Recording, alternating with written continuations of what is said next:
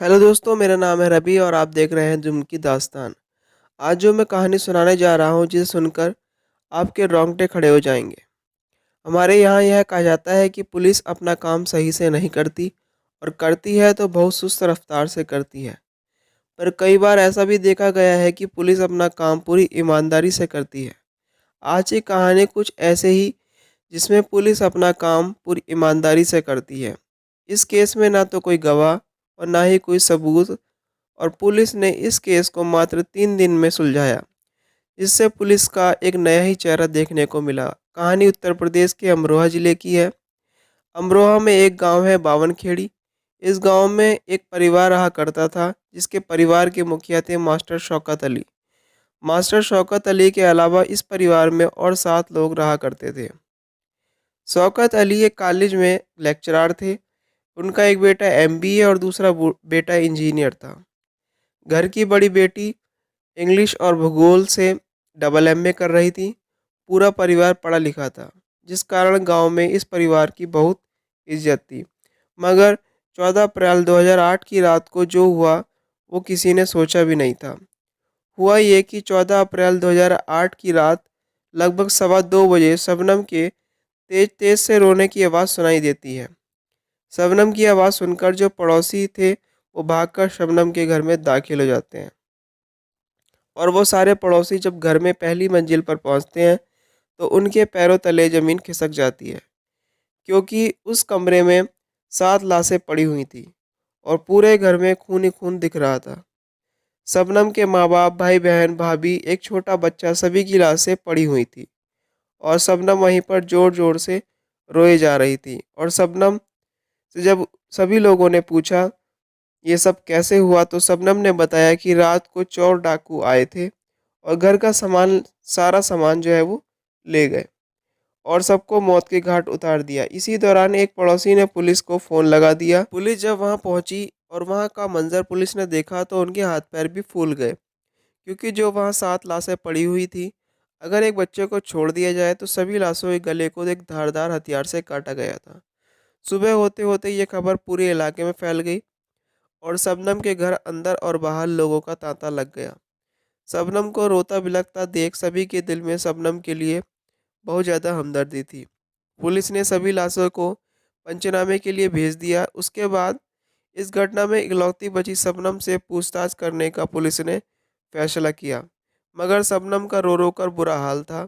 फिर पुलिस ने थोड़ी बहुत बात करनी शुरू की तो शबनम ने बताया कि रात को नीचे बहुत ज़्यादा गर्मी हो गई थी, इस कारण से वो ऊपर छत पर सोने के लिए चली गई थी।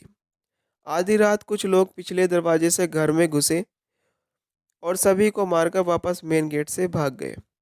इस केस के जो मेन इंचार्ज थे उन्हें शबनम के बयान से एक बात खटकी, जो वहाँ के गांव वालों ने बताई थी कि जब वो शबनम के घर पहुंचे तो मेन गेट बंद था और शबनम ने बताया कि वो चोर मेन गेट से बाहर निकले थे। फिर उसके बाद पुलिस उस घर की पिछली दीवार की तरफ गई, जिसकी ऊंचाई लगभग 14 फीट थी, जिस पर चढ़ने के लिए सीढ़ी की मदद चाहिए थी। मगर वहाँ तो ना तो कोई सीढ़ी मिली और ना ही सीढ़ी के निशान। जब पोस्टमार्टम की रिपोर्ट आई तो केस पूरा पलट गया। पोस्टमार्टम की रिपोर्ट में यह पता चला कि उस 10 महीने के बच्चे को छोड़कर सभी के गले काटे गए थे और सभी को सोने से पहले नींद की गोली दी गई थी। पुलिस इंचार्ज आरबी गुप्ता को ये बात खटकी कि अगर किसी बाहर वाले ने नींद की गोली दी भी थी तो शबनम कैसे बच गई।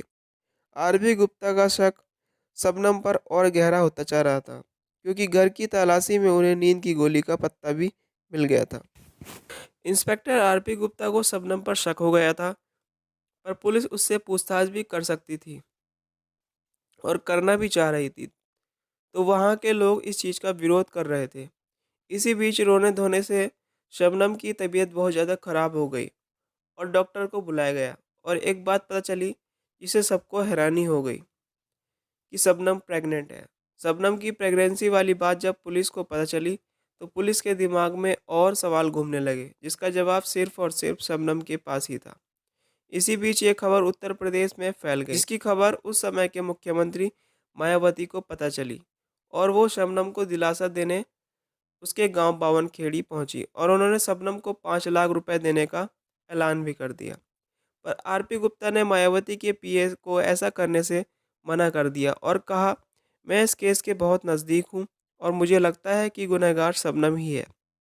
और 5 लाख के मुआवजे को टाल दिया गया और कहा गया कि यह मुआवजा तब दिया जाएगा जब यह केस सुलझ जाएगा। फिर आरपी गुप्ता को अपने मुखबिर से एक टिप मिलती है कि आप इस गांव के सलीम को उठा लें, आपको सब पता चल जाएगा। फिर पुलिस सलीम को ढूंढना शुरू कर देती है, पर सलीम गांव में नहीं मिलता है। पर वो 18 अप्रैल 2008 की दोपहर को गजरोला से धर लिया जाता है और पुलिस उससे पूछताछ करने लगती है। पहले तो वह कुछ नहीं बताता है, पर आरपी गुप्ता अपने स्टाइल में पूछताछ करते हैं और वो सब उगल देता है। पर फिर जब शबनम से पूछताछ की जाती है, शबनम कुछ नहीं बताती है, पर जब सलीम को सामने लाया जाता है तो शबनम टूट जाती है और सारी बात बताती है। शबनम ने बताया कि जब वो पढ़ाने जाया करती थी तो उसकी मुलाकात सलीम से होती थी। मुलाकात दोस्ती में और दोस्ती प्यार में बदल जाती है और दोनों शादी करने का फैसला कर लेते हैं। पर शबनम के घर वाले शादी के लिए तैयार नहीं होते हैं, क्योंकि शबनम एक अच्छे घर से और एमए की हुई लड़की, वहीं सलीम 8वीं पास बढ़ई का काम करता था। इसके बाद बात आई गई हो जाती है। फिर कुछ टाइम बाद शबनम प्रेग्नेंट हो जाती है और वो फिर दोबारा अपने घर वालों से शादी के लिए बात करती हैं, पर वो नहीं मानते।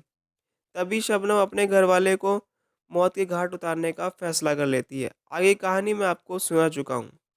तो इस तरीके से शबनम ने अपने प्यार को पाने के लिए अपने पूरे परिवार को मौत के घाट उतार दिया। दोस्तों, अगर आपको ये कहानी अच्छी लगे तो प्लीज़ वीडियो को लाइक, शेयर और सब्सक्राइब ज़रूर कर देना, क्योंकि ऐसी वीडियो बनाने में बहुत ज़्यादा मेहनत लगती है।